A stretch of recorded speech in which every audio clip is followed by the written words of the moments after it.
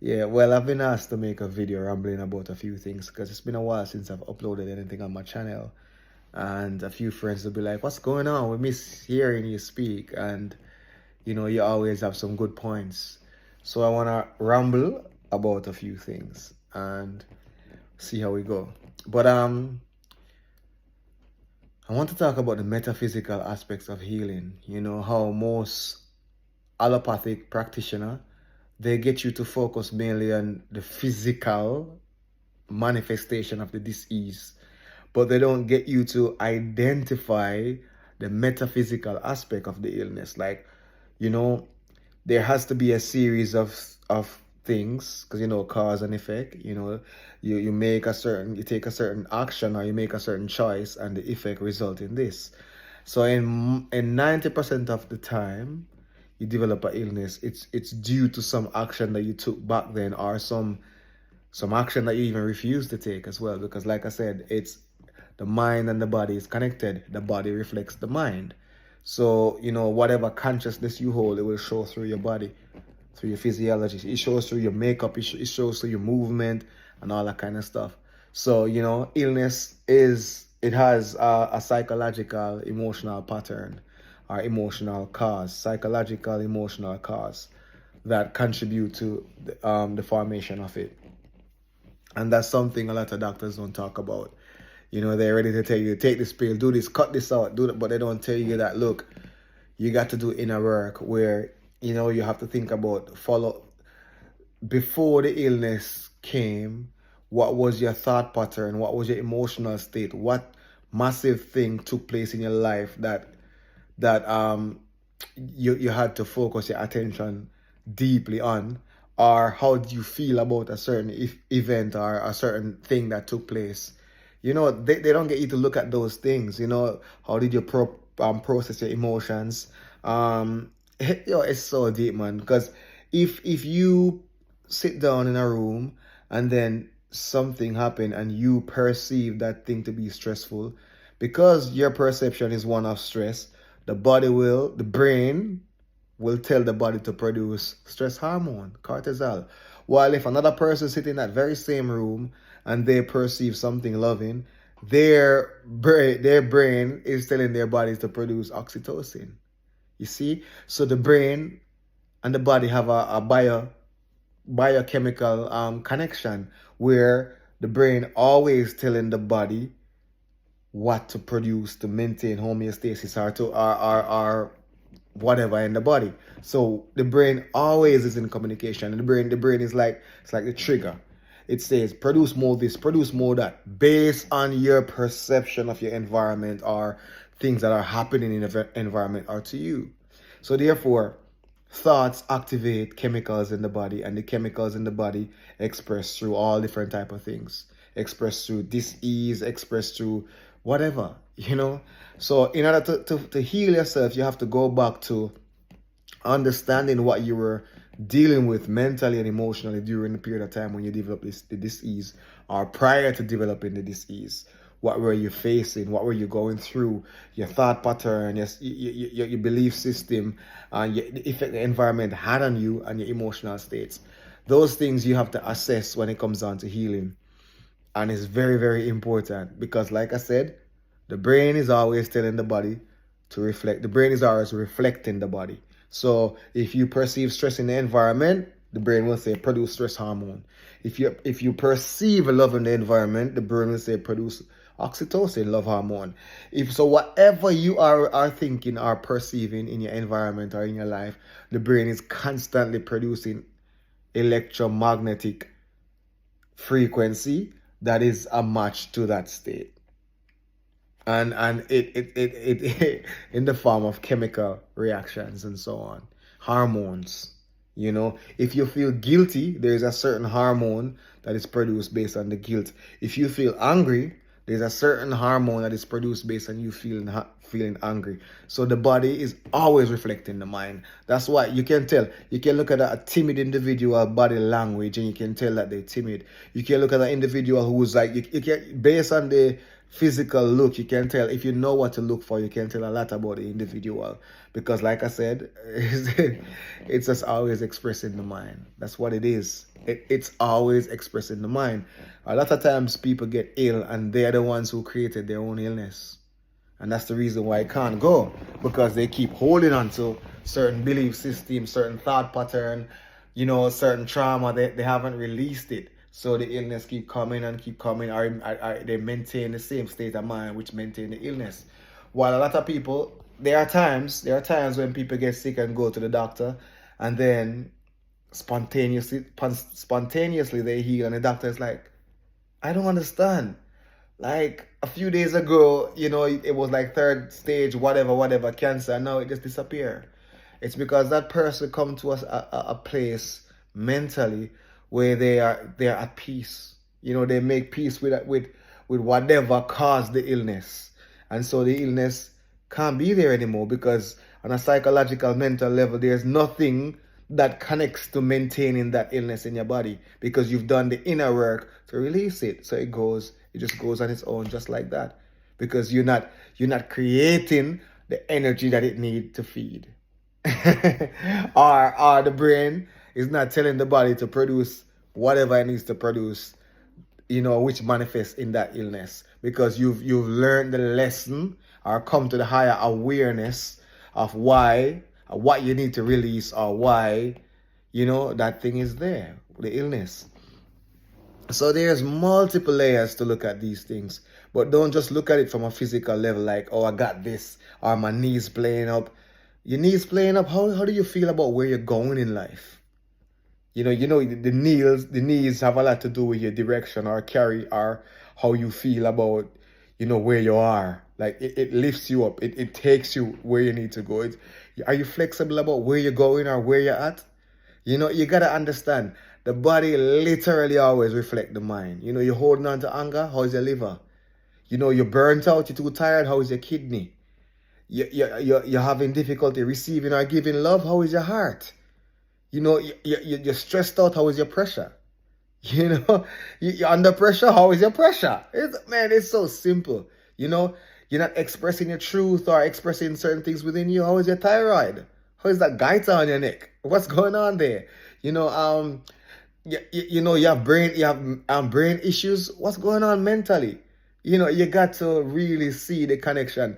This body is very intelligent, and the being inside the body is very intelligent, and it knows how to express or communicate to itself in the simplest form. The simplest form is how your being communicates to you. It doesn't complicate things, because it wants you to know exactly what's going on so you can fix it and find alignment.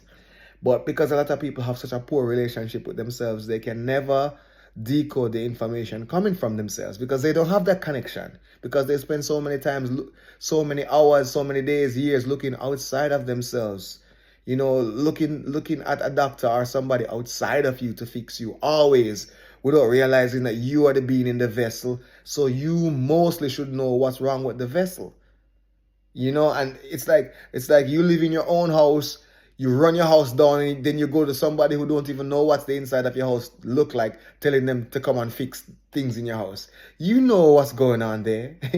So it's the same thing with the body. But a lot of people don't have any relationship with themselves, because they've been programmed to have this poor relationship, and then when it start going bad, they don't even know what to fix. They're ready to run to somebody to fix them. And if that person have no knowledge of metaphysics and the energy centers, and how energy travels through the human body, and the biochemical connection between, how are they gonna heal you? They're gonna tell you the things that they learned through medical school, which is just a whole bunch of people's theory and certain observation. But it's not, health is way deeper than that, because if you even think about the energetical aspect behind it, where what you get from the fruit or from the plant is based on your own consciousness.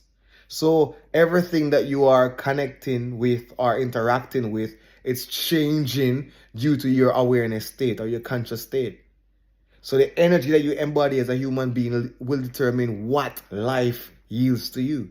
So two people can eat the very same mango and get two different benefits, because one person energetic field can be, and this is deep talk, it's not just simple dumb people, mainstream people. If you're a mainstream people, don't even watch my video. Get off my channel, because I'm not looking followers. The people who this connect with, they'll get it.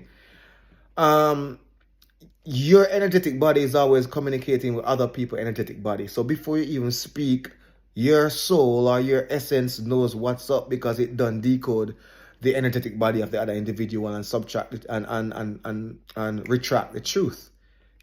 So before you even open your mouth, your body already done talk. So people who have strong connection to their intuition, they can decode what level you're on. But people with poor relationship to themselves, they're the ones who get tricked all the time because they don't have a good relationship with their soul. So two people can eat the same food, but the food don't yield the same benefits for them based on their own electromagnetic state, their own aura, their own energetic field. They don't get the same thing. Because what you get from the plant, the fruit, or from life is based on your own consciousness. It's based on your own aura, your own energetic field. You can give two people the same medication and one heal and one don't heal. So you gotta understand. It begins with you, and but you have to do your work. You have to do the inner work. You can't constantly rely on things outside of you to fix you. You have to go within. You have to make time for yourself. You have to make the time for yourself because the self is important. It's not just your job or, whatever you have going on. You got to make time for yourself. So healing is a deep, deep, deep level thing, man. And if you realize, majority of people who are sick are people who focus on sickness. Majority of healthy people, they don't even think about sickness. So their energy is not going into that. So they're not manifesting that. They're not creating that. And a lot of people hold on to emotions. And, emotions are entities. They are living sentient beings. When you feel them, you acknowledge them. They're in your presence. And each emotion consumes soul energy. So when you're feeling guilt, it's consuming your essence. When you're feeling fear, any negative emotion is consuming you. People don't even know that. You ever ask somebody who get angry how they feel after they feel so flat and so burnt out because so much energy is given up through that emotion. It's insane thing, It's a very insane thing. And then you realize majority of people deal with the same illness. So, and majority of people face the same things based on the societal programming. So it's like you can just see the connection, man. But ultimately it's about building back that relationship with yourself where your inner being feel like, you are not in its way anymore. You're allowing the true expression on a healthy level of what it is. And you have that relationship where if you're falling out of alignment with yourself, you can tap back in and find alignment. So you're not always running outside of you to fix you. You know what to do. If you need to rest, you need to rest. If you need to release certain emotional baggage, you release it. If you need to change your belief system, you change your belief system or your thought pattern.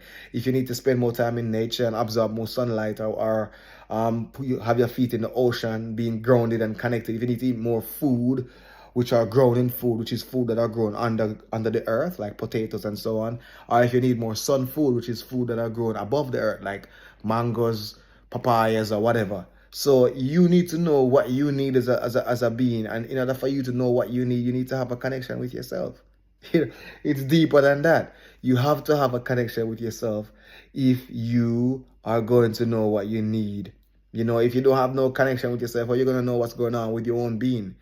And that's why it's so important before you pursue anything in life. The first thing is you need to spend some time to get to know who you are. You need to build a relationship with yourself as a unique sentient being, as a fragmented essence, as a fragmented piece of the one and only. So you have to build that relationship with yourself first.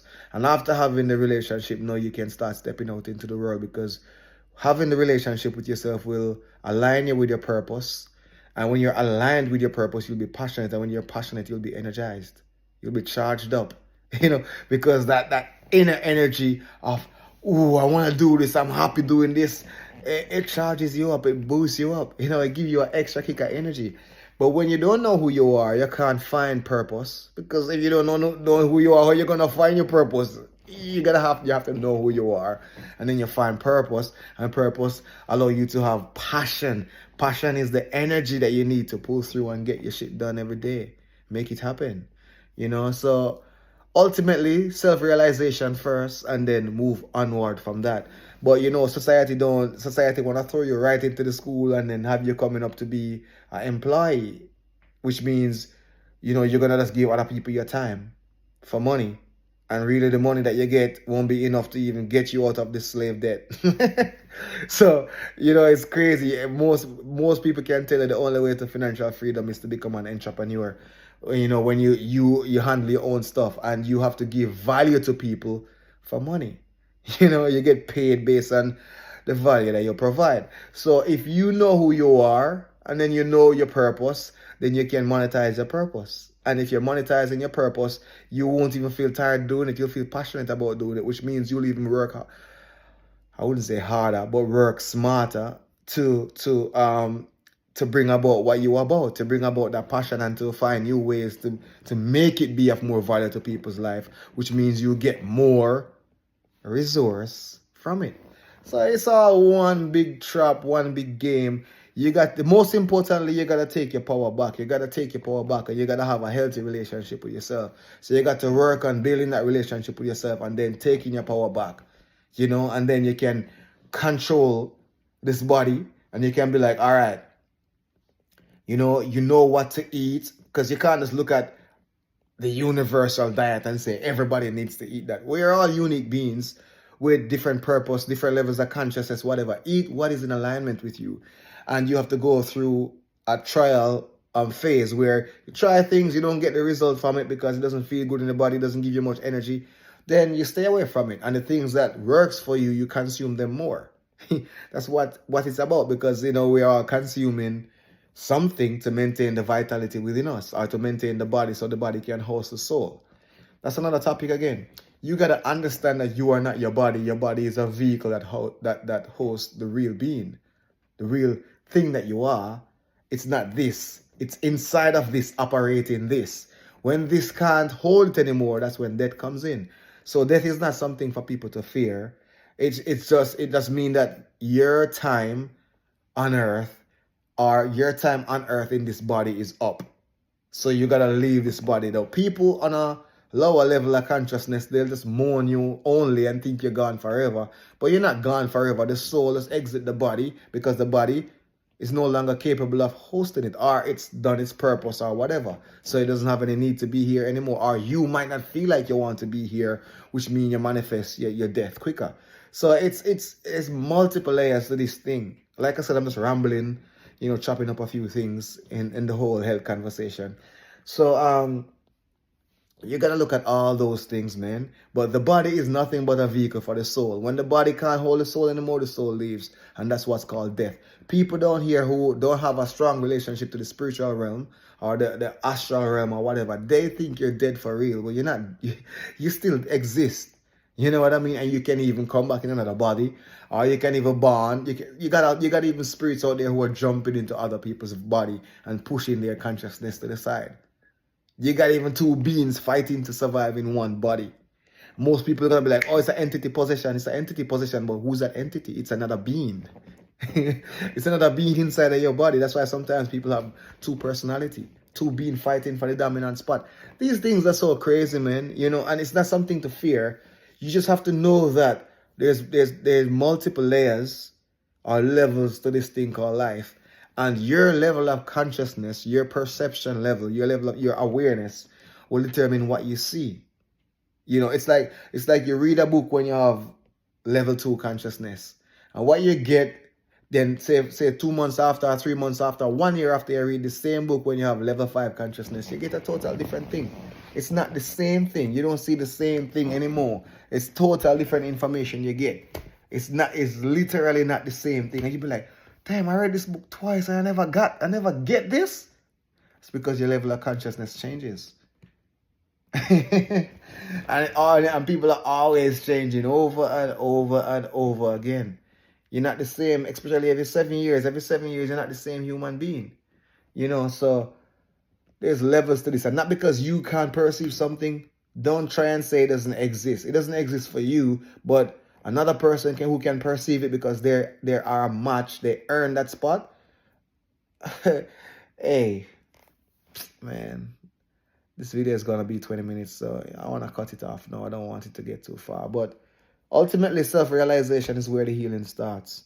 You gotta realize, and you gotta realize the brain and body connection. The body is always reflecting the mind. What's going on in the body will give you an idea, about your mental state, and then you can change your mental state and change how you feel about it, which changes your vibration. When your vibration changes, certain illness can't stand in your energetic field. It has to go. That's as real as it gets.